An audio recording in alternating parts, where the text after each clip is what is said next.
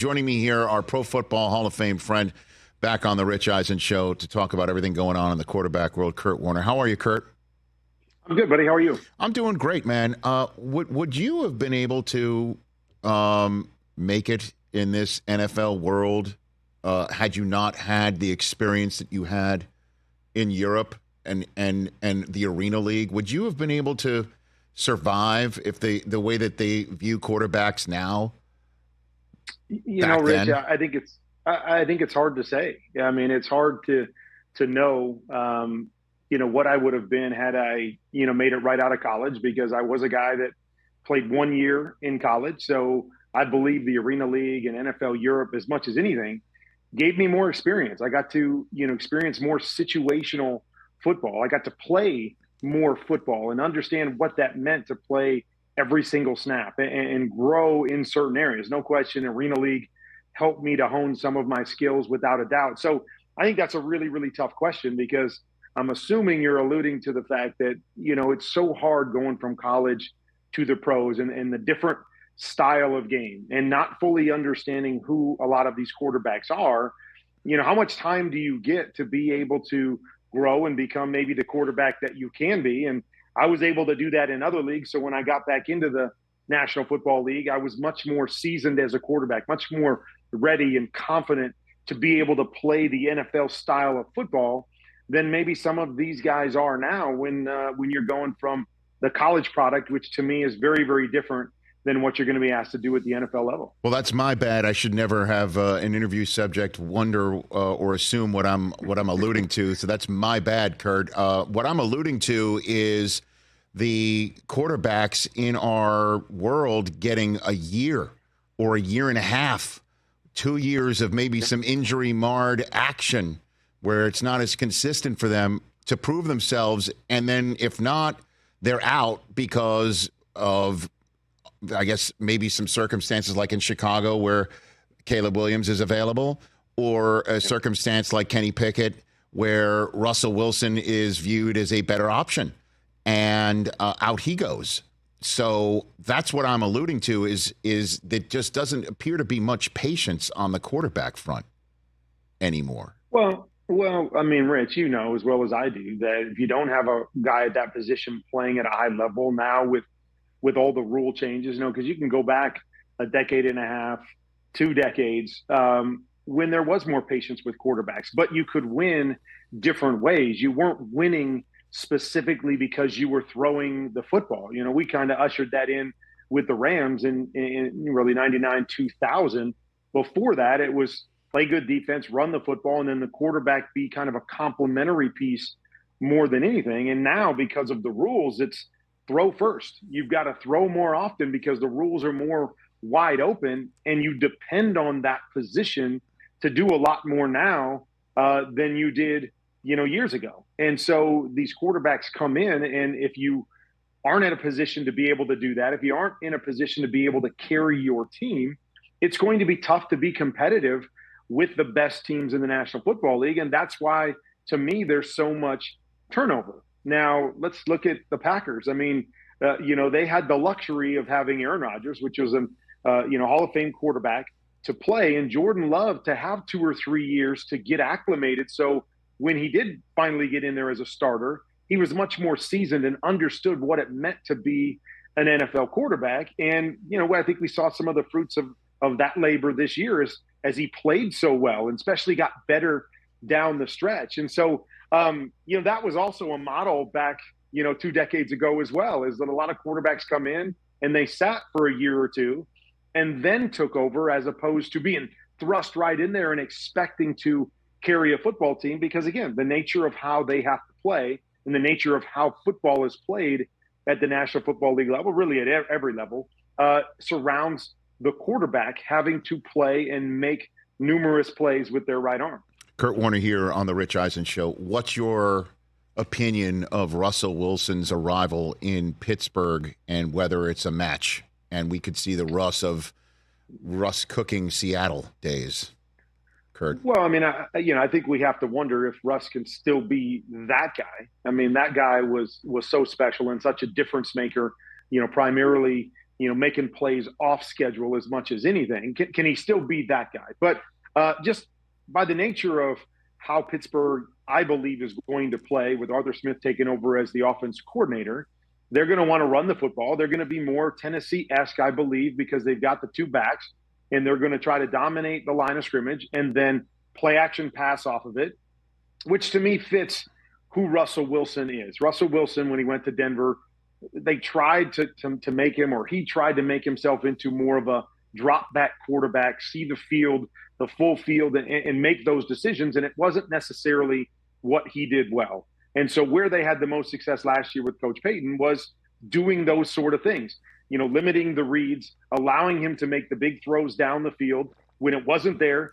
create, check the ball down. That to me is the nature of how Pittsburgh wants to play football, with bringing Arthur Smith in and Coach Tomlin, and wanting to play defense and run the football. So I think it's a really good fit for him at this point in time in the year, in his career. But, I will continue to say that you're still going to go up against those teams that are going to put points on the board and are going to spread it out and throw, especially in the AFC side, with the Baltimores and the Cincinnatis and the Kansas Cities and the Buffaloes, where I believe the quarterback is still going to have to, make a lot of plays with his right arm to continually win and to beat the best teams in the league. And we're going to get a chance to see, if Russell still has that kind of magic in him. But I do believe they're going to win a lot of games because of how they're built and how I think they want to play football based on, the history of Tomlin and Smith. Well, the conversation about how Arthur Smith likes to have the ball thrown over the middle, and is that Russ's forte, Kurt? Like that's the question. Yeah, I believe Russ can do those things, and more timing oriented, more limiting the reads is kind of how I would put it. When you watch Russell in Seattle, he was really good at throwing the ball anywhere and everywhere. He could make plays all over the place, right? But it was really dictated by a simpler type system where, it was more, hey, find your matchup, pick your guy, and then wing it. And that to me is what more of this play action stuff is. It's not having five guys go out in a pass pattern and you've got to pick the best concept based on the coverage. It's more, hey, let's see if we can pull the linebackers up, and then you rip it right over the top of them, or you find that hole that's in the middle of the field. And so that to me is more who Russell Wilson is, and I think more of who Justin Fields is at this point in time in his career also, that they're guys that if you can limit their reads and allow them to pick one or two guys, they're much better quarterbacks than when you're asking them to read the entirety of the field. Kurt Warner here, my colleague from NFL Network. He's in his QB confidential room. It's for everybody to check out for sure on YouTube and wherever you can find Kurt's analysis. It's as keen as anybody else's, and it's great. Makes you smarter right here on the Rich Eisen Show. Let's move to Justin Fields. What's your opinion of the narrative? And I know I'm throwing a media narrative in your direction here, Kurt. The narrative of the return that the Bears got for Justin Fields and the market that they found for Justin Fields is proof that the NFL writ large does not believe Justin Fields is a starting quarterback in the NFL. How do you respond to that? Well, I understand it, and I understand why people, look at it that way, because, when you watch him in Chicago and you watch the entirety of how he's played, definitely a playmaker. We've seen him rush for over 1,000 yards. We've seen him do so many different special things athletically. But when you're talking about playing the quarterback position, he struggled to show that he has the consistency to see the field and make those throws over and over again. And that to me, coupled with the fact that, you're going to be going into year 4 and you're probably going to have to, pick up the option and maybe pay him if you want to keep him around. I think there's a lot of elements there that say, we don't know yet. I don't know if it's necessarily the NFL saying he's not, or he can't be a starting quarterback in the National Football League. I think it's simply saying we don't know yet. And a lot of that could be because of all the issues they had in Chicago. Some of that could be, kind of what you alluded to earlier, is that he wasn't quite ready to do this and step into a starting role when he did. He was forced into it.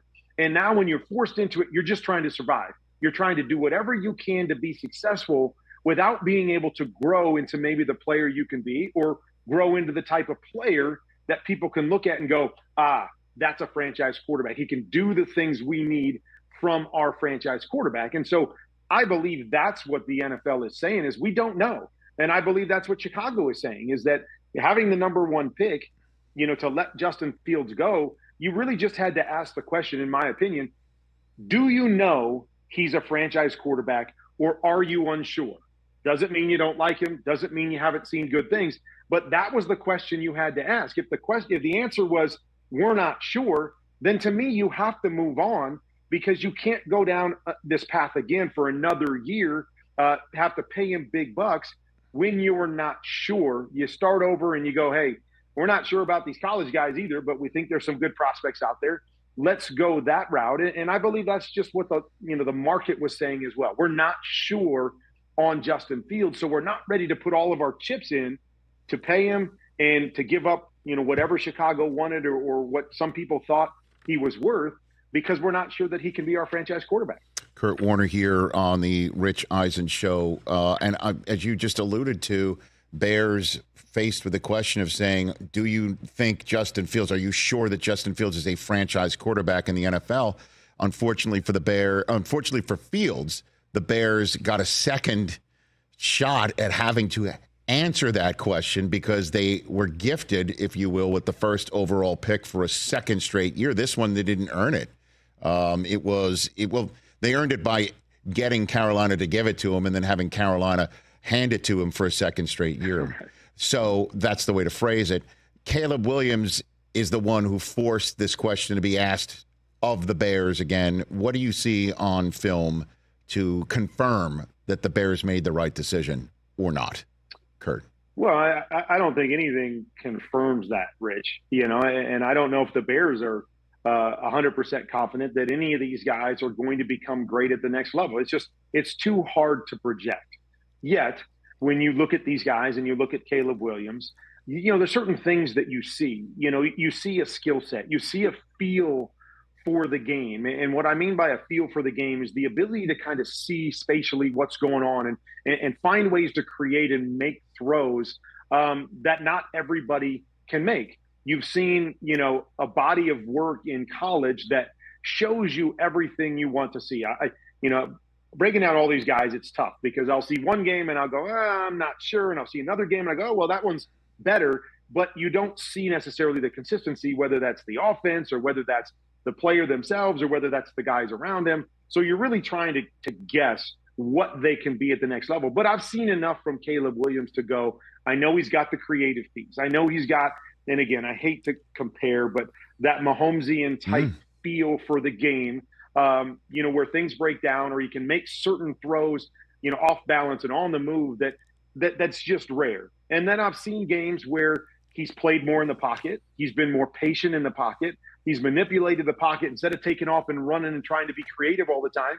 He gets back in the pocket and makes throws down the field. So I've seen that aspect as well. And so when I can put all those things together, and I've seen a body of work for a few years now of him doing that over and over and over again, I think you have to just go, okay, this guy's the best prospect. We've seen as much from him as we've seen from any of these guys, consistently playing really good football with that special ability that, again, I think he's the best prospect when you put it all together of this group. But none of that, again, guarantees it. I've said this, from day one when we get into this offseason, is that every one of these guys is going to have to be better at the NFL level. None of them are going to be able to be the guy that I've seen on tape for the last couple years and just be that guy going to the NFL. They're going to have to be better. They're going to have to be more consistent. They're going to have to see the field better. They're going to have to make decisions quicker. So which of these guys can continue to grow and get better year in and year out?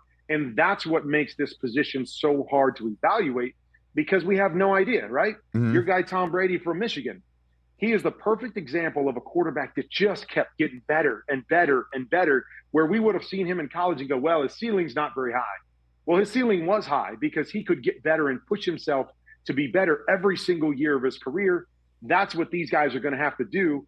And none of us really know the answer to that. So then the question I have for you anyway is the second best prospect is, or out of all five of the first rounders, or if you want to throw Bo Nix in here as well, who do you think has the best shot at being, the best pro. I'm putting you on the spot right there, and I'm giving you the entire quarterback pool outside of Caleb Williams, Kurt. You are, and again, I wish I had the answer. If I was just going on last year, Jaden Daniels had an unbelievable year, and he showed a level of consistency. He had certain games where I don't want to say he was flawless, but he was about as close to flawless as you could be. But he's had that one really special season, kind of like Joe Burrow.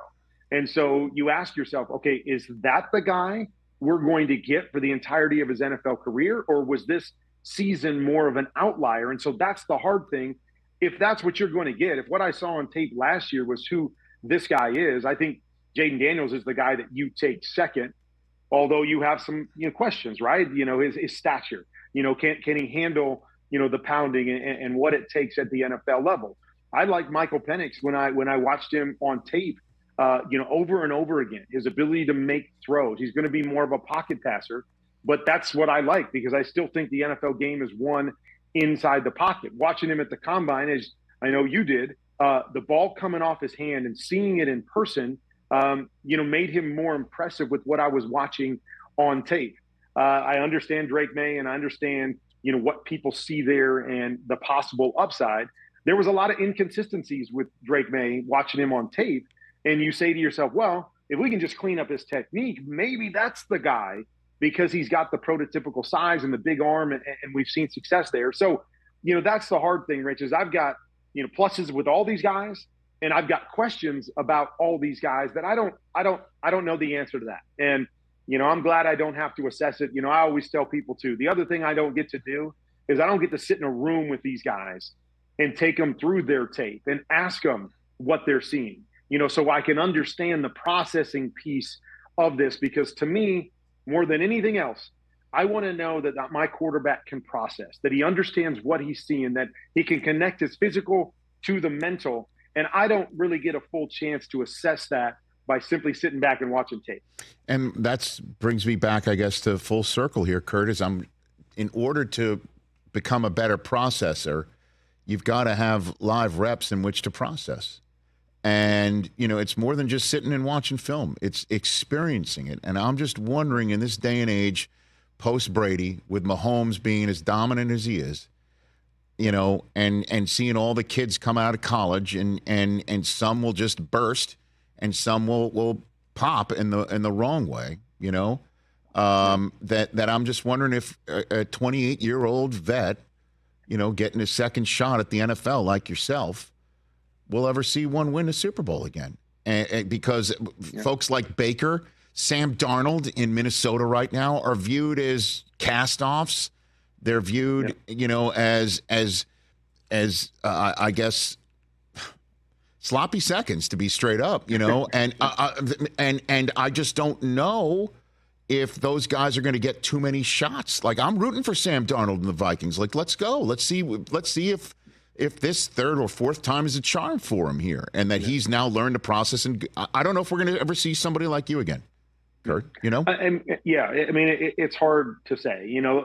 I'll take a couple of those examples because you talked about Baker. Sure. And I thought Baker was a starting quarterback in Cleveland. I think he should have stayed in Cleveland. I thought the fit there was really good, and he had some success. Yeah, there were some ups and downs. He wasn't necessarily a complete player, but he's also matured and grown from that. And we see a better quarterback now than we did when he was in Cleveland, even though I thought he was a good quarterback in Cleveland with the system they had. And so I think that was one of those unfortunate situations where, he hadn't become the complete quarterback he was going to be, although he had done some good things. Let's go see if we can find someone that's better.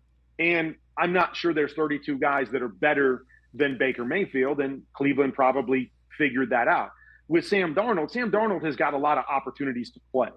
And to me, he hasn't shown the consistency to process, see it, and make the play that a guy like Baker did. And so, I'd love to think that, a guy like Sam, is seasoned, has matured, and now can step into a position and be a starter. But I'm still more skeptical because I've seen him play a lot of football, and I've never seen that level of consistency that you need to be a franchise guy. But but to your point, I understand your point. When you're thrown into tough situations and you're trying to succeed and you're just trying to make it work, even when you're not ready. Justin Fields, maybe Sam Darnold when he was with the Jets. A number of guys out there are thrown in there so fast that they're not ready to play. They're not ready to do the things that they need to do. And so when you're in survival mode, it's hard to grow, right? It's hard to grow when you're just out there and they throw you out there. It's like, just find a way to win. It's hard to grow into who you can become as a quarterback. Thus why I bring up Jordan Love again. I believe he had a chance. There were some flaws there looking at him coming out of college, but I think he's had a chance to grow and mature and learn and watch, how you do it and learn from one of the best that's ever done it. And so when he got his chance, he was much more seasoned and mature as a player than some of these guys that just bounce from one place to another and are just trying to survive. You're the best, Kurt. Best of Brenda. Everybody check out QB Confidential, QBconfidential.com, or just plug in QB Confidential on YouTube and hit the subscribe button. Thanks again, Kurt. You're the best. All right, buddy. Talk to you soon. You got it. Catch the Rich Eisen Show every single day on the Roku channel, 12 to 3 Eastern, for free.